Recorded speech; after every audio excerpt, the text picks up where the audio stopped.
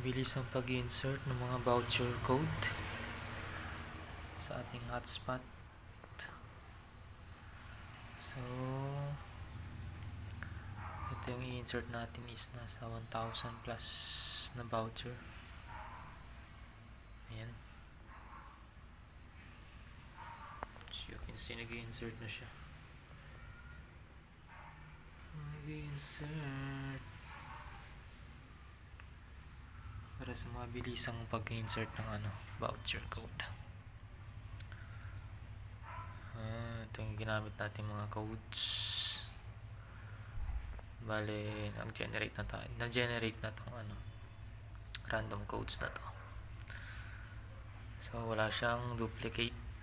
Hindi pwede mag-duplicate yan. Ayan, dire-diretso lang siya.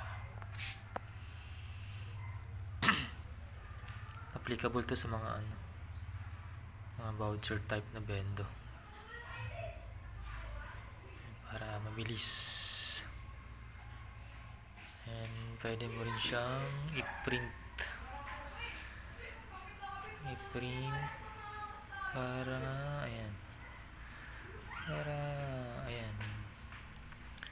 hindi na aksaya sa papel. Napakarami.